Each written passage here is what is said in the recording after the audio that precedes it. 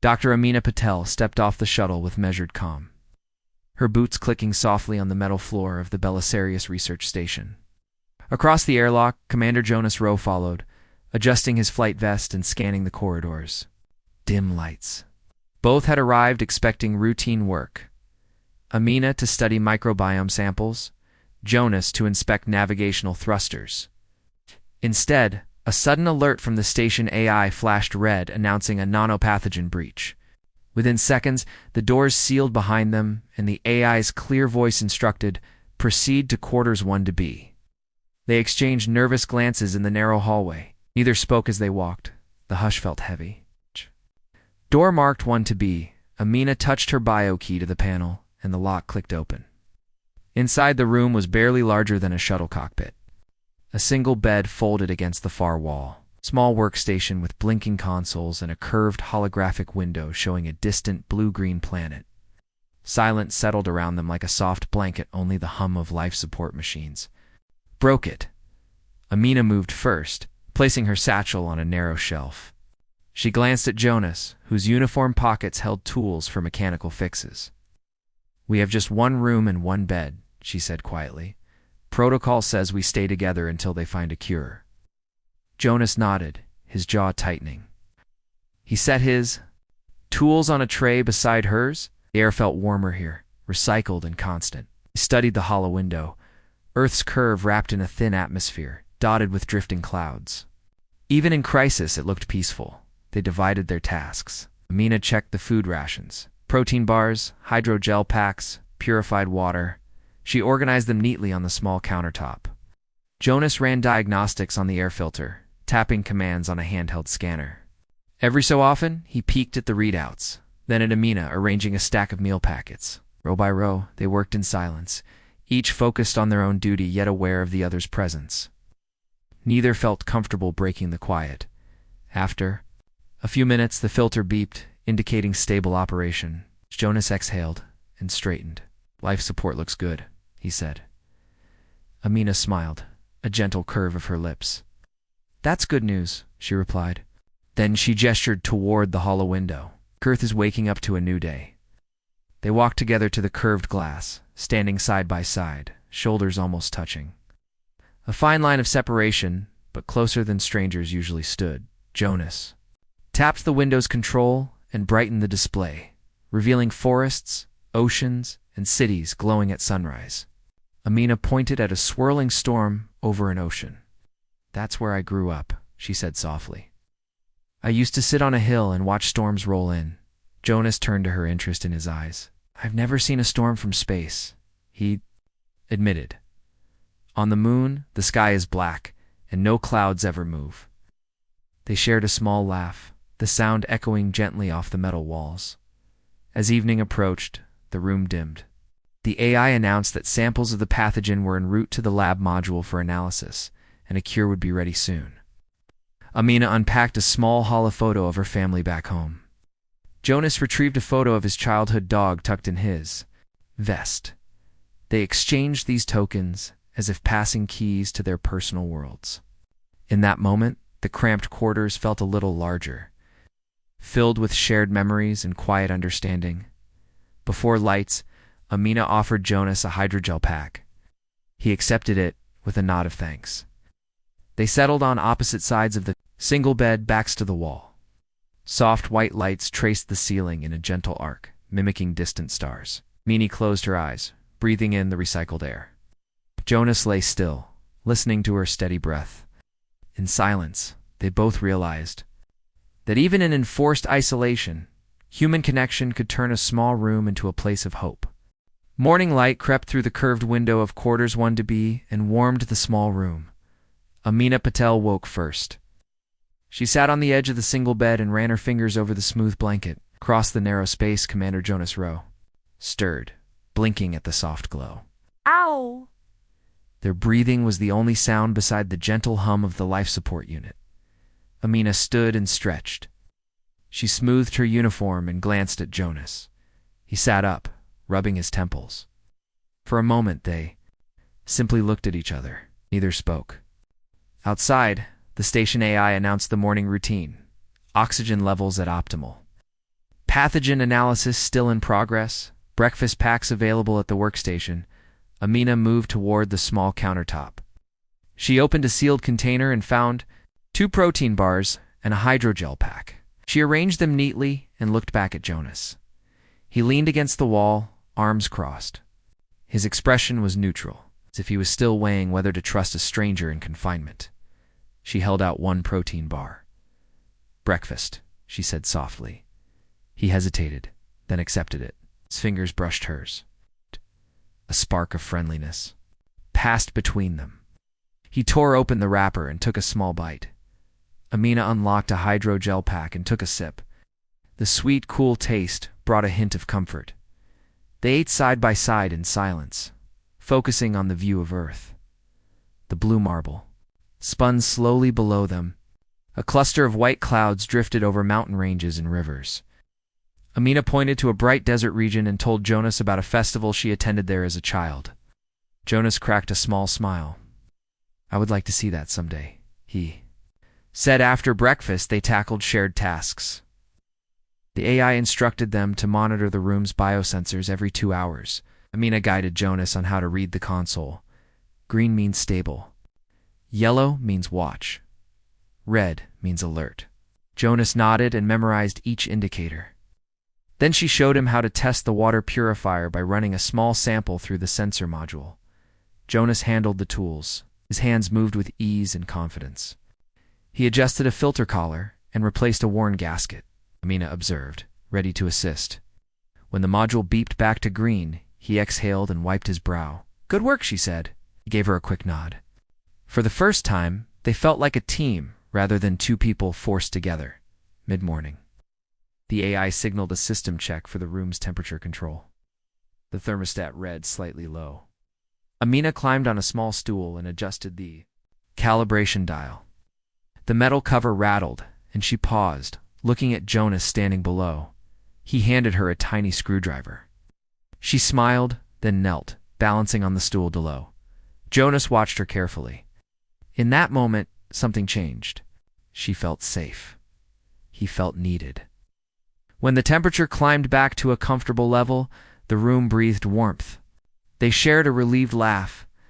Later, they discovered a small stack of unused sketch pads and pens in a storage cabinet. Amina opened the top pad and drew a simple outline of Earth, tracing continents with her finger. "I used to draw maps," she said. Jonas picked up a pen and sketched a view of the research station as he remembered it from docking. Their drawings sat side by side, revealing bits of their personalities. Afternoon came with quiet conversation.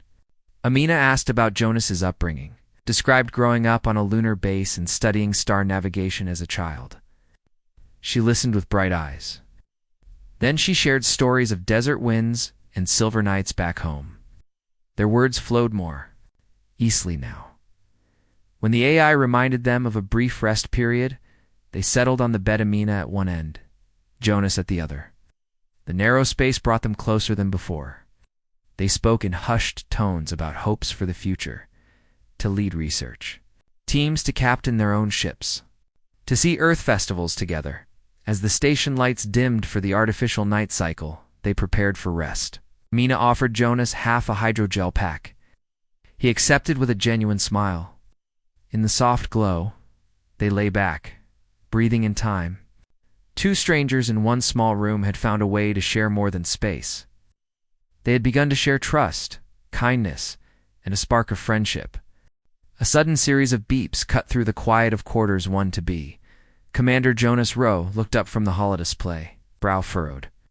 The life support console glowed yellow. Dr. Amina Patel quickly rose from her seat at the workstation. She tapped the screen and read aloud, "Air filter pressure rising. Check for blockage." Outside Earth spun in silent orbit.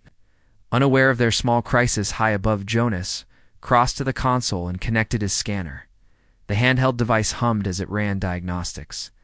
Amina hovered beside him, reading the output.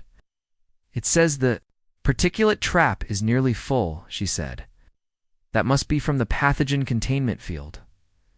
Jonas nodded. He opened a small access panel beneath the console and peered inside. Thin grills and filter mats lay stacked in a tight compartment.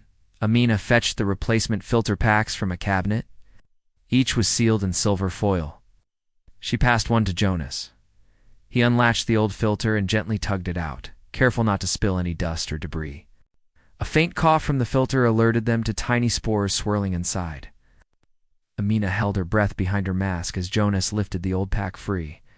"Good job," she said, wiping the panel area with a clean cloth. They worked side by side. Amina passed Jonas tools, wrenches, screwdrivers, cleaning brushes each time he reached for another. He inserted the new filter pack with a soft click and secured the latch. Amina reconnected the wiring harness that powered the filter sensor. The console lights blinked green. The beeping stopped. Fresh filtered air whooshed through the vents, carrying a faint scent of metal and hope. Jonas exhaled slowly. "That did it," he said, a small smile appearing on his face. Amina smiled back. "Human hands still work best," she replied. What? They both laughed softly. Damn. In that moment, the cramped quarters felt wider, filled with shared accomplishment.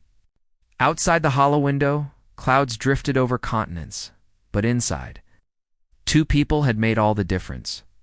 After the repair, they settled at the workstation. Amina sipped from a hydrogel pack while Jonas reviewed the air quality logs on the holographic screen. "Look at those numbers," he said, pointing. "Oxygen levels are stable again." Amina leaned in, her eyes bright. "We saved the day for this room, at least," she joked. Jonas tapped the screen and pulled up a graph of pressure versus time. The curve flattened, a clear sign of success. To pass the next hour, they found a small puzzle booklet wedged behind. The snack rack. It contained spatial challenges and word puzzles. Amina chose a maze, tracing a route with her fingertip. "Try this one," she said, handing the booklet to Jonas. He picked a logic puzzle about power routing on a colony ship. As they solved each puzzle together, their voices grew more relaxed, their earlier shyness slipping away. When the AI announced that the pathogen samples had finished preliminary analysis, Amina and Jonas exchanged pleased glances. A cure prototype would be ready soon. For now, they allowed themselves a moment of rest. They dimmed the workstation lights and sat on the edge of the single bed, feet dangling above the floor. Amina stretched her legs and looked at Jonas. "I never thought fixing a filter could feel so rewarding," she said. Jonas nodded thoughtfully. "It is rewarding," he agreed. "Because it was our hands, our minds." He tapped his temple. Amina placed a hand over his. "Okay." In that simple gesture, both understood how human grit and kindness could turn a small room one bed, one broken filter, into a place of triumph. As the station lights shifted toward the artificial evening cycle, they felt closer than ever, bound by shared effort and hopeful hearts. Soft white lights pulsed in the ceiling of quarters 1-B, marking the start of the station's artificial night. Outside the holographic window, stars shone bright against the velvet of space.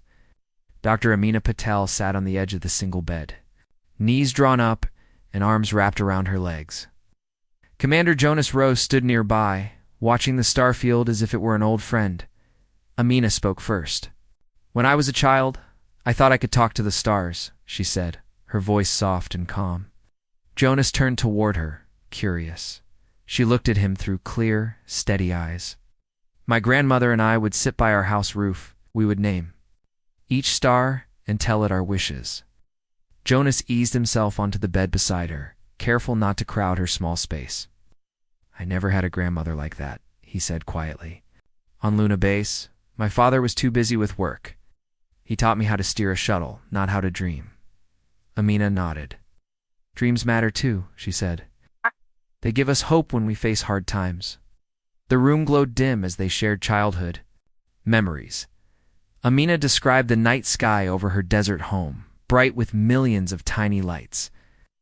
Jonas spoke of the black sky on the moon, where no clouds ever moved and stars never twinkled. The silence was deeper there, he said. It felt like being inside a shell. Amina closed her eyes and inhaled slowly. "Out here," she said, gesturing at the window, "I feel the stars are closer. I can almost touch them." Jonas leaned forward and placed his hand on the cool glass. He traced a finger across a cluster of lights. "I see your stars now," he he said, "and I think I understand why you named them." They lapsed into silence, each lost in thoughts of home and family. After a moment, Amina reached into her pocket and pulled out a small, smooth stone. She held it up. "My grandmother gave me this," she said. "She found it by a river, shaped like a star." Jonas took it from her and turned it over in his hand. The surface was cool and glossy. "May I keep it as a reminder?" he asked. Amina nodded and smiled. Jonas set the stone on the tiny bedside table. Then he reached into his uniform and brought out a small metal charm in the shape of a shuttle. "My father gave this to me before my first flight," he explained. "He said, 'No matter how far you go, this will bring you back.'" He placed the charm beside the stone. Together, they formed a small shrine of memory on the table. A gentle beep from the life support console broke the quiet. Amina rose and walked to the panel. "Air quality healthy," she announced. "Temperature stable." Jonas followed and checked the readouts. All systems glowed green. He gave Amina a nod of relief. "We make a good team," he said. She smiled and placed her hand on his shoulder. "Better than good," she replied. They returned to the bed and sat close, backs against the wall. The soft light made their shadows dance on the ceiling. Amina cleared her throat. "I want to tell you one more story," she said. Jonas gave her his full attention. "When I was 6, I painted a picture of Earth from space. Grandmother helped me mix paints to get the right blue." She laughed. "Wait. It was awful, but I kept it anyway." Jonas laughed too. "I would love to see that painting," he said. "Maybe you can draw it again when we leave here." Amina grinned. "Deal," she said. They closed their eyes, each imagining the future, drawing pictures side by side, exploring new worlds together, and sharing more stories under real skies. In that small room, one bed beneath the starlight, two strangers had found connection, hope, and the promise of brighter days. A sudden jolt rattled quarters 1 to B. The soft hum of the life support unit cut off, and the room went dark. Dr. Amina Patel froze, heart pounding. Commander Jonas Rowe pressed his hand against the wall to steady himself. "Outside the station." AIs. Calm voice announced, "Power outage detected. Backup systems engaging." In the pitch black, only the hiss of emergency air pumps met their ears. Amina reached into her pocket and pulled out a slim flashlight. She switched it on, and a pale beam swept across the cramped room. The single bed looked unfamiliar in the gloom. Jonas clicked on his helmet light, and together they moved toward the console. The workstation's displays were dead. Wires and panels lay silent. The hollow window flickered, then went dark, erasing their view of Earth's curve. In the silence, Amina felt fear grip her chest. She swallowed and spoke softly. "Backup power should come on soon." Jonas nodded, though his voice trembled. "I hope so." He pressed a button by the door, but nothing happened. The lock panel blinked off. "We might be stuck here until station power returns," he said, voice low. Amina set the flashlight on the worktop. She placed her hand on Jonas's arm. "We have each other," she reminded him. "Together, we can fix this." Jonas took a steady breath and squared his shoulders. "You're right," he agreed. He knelt before the console, pulling the panel open with careful fingers. Backup battery pack sat loose in its cradle, flickering a small red light. Amina crouched beside him and held her light steady. She read the label, "Emergency Battery 3. The wiring harness had come partly undone." With Jonas guiding her, she reattached the connector. A soft click echoed in the dark. The red light on the battery turned green. "That should keep life support going," Amina said, relief in her voice. The hum returned, quieter but steady. They worked side by side to reroute power. Jonas found a spare power cable in a nearby H drawer and handed it to Amina. She threaded the cable through the console's frame and plugged it into an auxiliary port. The backup systems flickered in life, the life support hum grew louder, the thermostat beeped, and vents sighed. Through the helmet lights, they watched the console screens blink back to life. Amina let out a breath she did not know she held. "Yes," she whispered. Jonas wiped his brow. "Did it," he said, a bright note in his voice. He switched off his helmet light and switched on the room's overhead lights. Soft white bulbs glowed, and the hollow window lit up, showing Earth's blue surface once more. They stood and faced each other, smiles breaking through fatigue. In that moment, Quarters 1 to be felt like more than a sealed room. It was a place where two people could overcome fear together. Jonah spoke first. "I was afraid I'd let you down." Mina shook her head. "You were steady when I was scared." We helped each other. Their eyes met, warm and honest. A gentle beep from the AI signaled that main power was returning. Room lights brightened, systems reset to normal, and the hollow window resumed its slow orbit display. Amina and Jonas stepped back from the console and let the room's familiar sounds comfort them. In the renewed glow, they crossed to the small table and unwrapped 2 protein bars. They sat on the bed, side by side, sharing the bars. The world outside felt safe again. Amina broke a bar in half and offered Jonas a piece. He accepted it and nodded. They ate slowly, savoring each bite, letting the simple act of sharing food seal their bond. In that small, bright room, 2 strangers had met fear and found courage. They proved that when humans stay close and help each other, even the darkest moments can end in light. Dr. Amina Patel and Commander Jonas Rowe woke to the soft blue glow of the hollow window. The AI announced that the Cure synthesizer module was experiencing errors. Amina's heart quickened. Today was the day they might end their quarantine, but only if they could repair the module themselves. Jonas stood beside her, jaw set with determination. They moved to the console.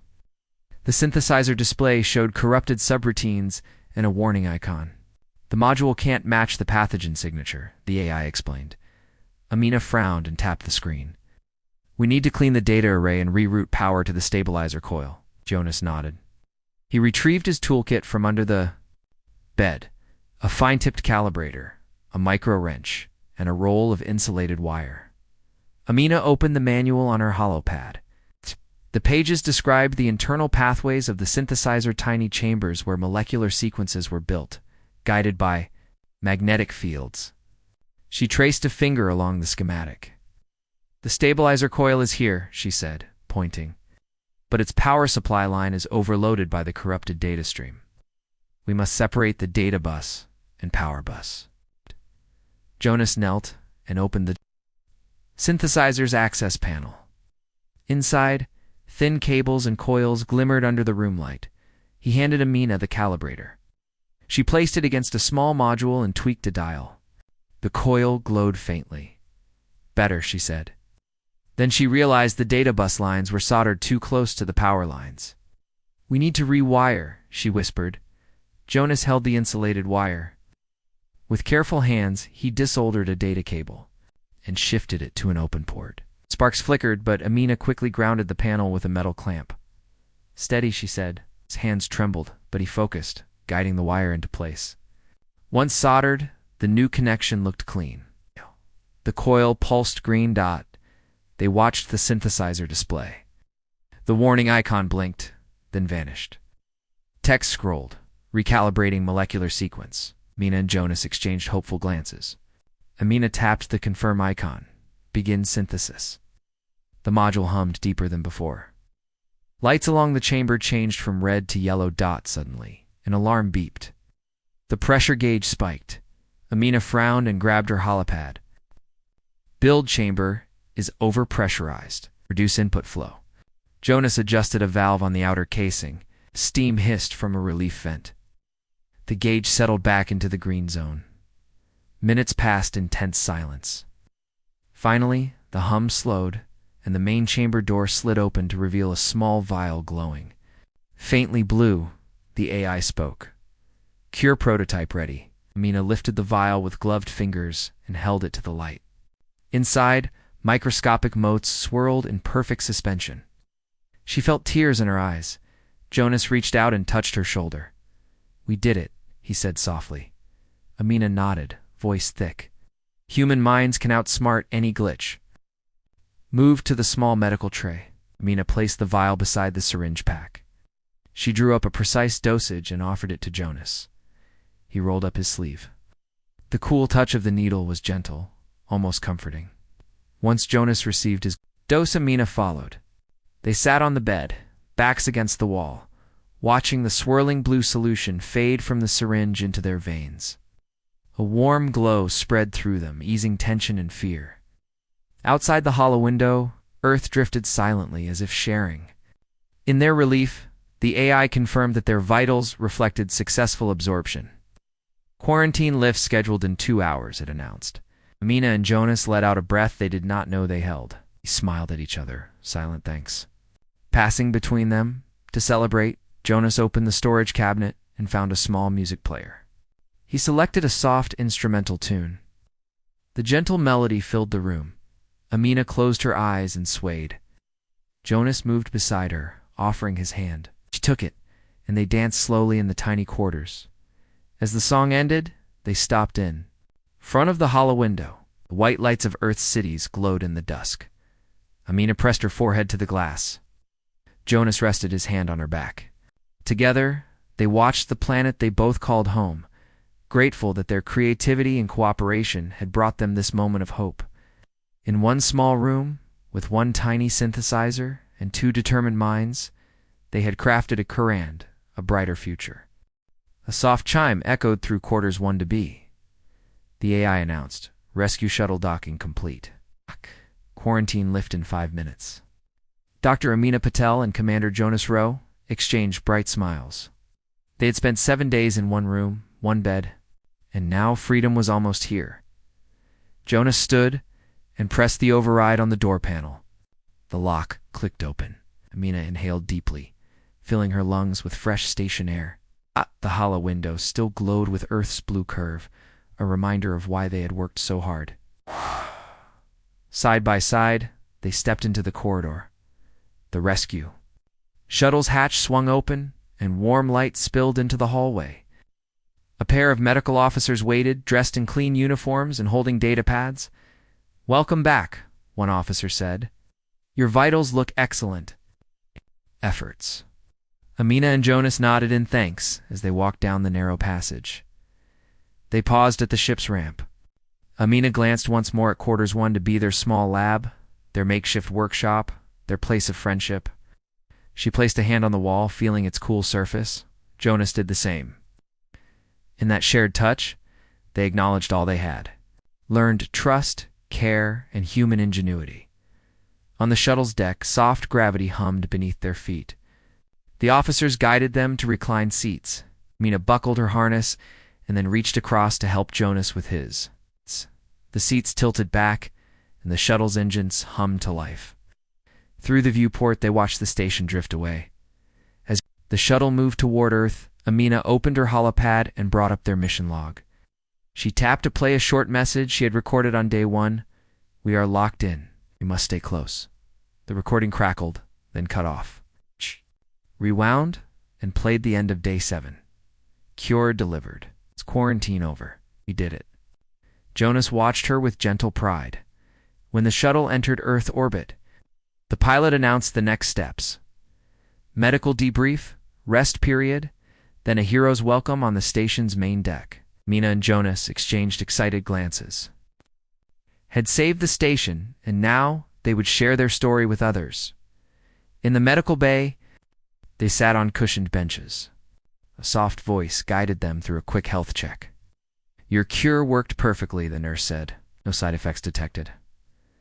Amina closed her eyes and let out a laugh of relief. Jonas leaned back and exhaled. Darkness, an unknown threat, and emerged stronger. Later, in a wide observation lounge, their colleagues gathered.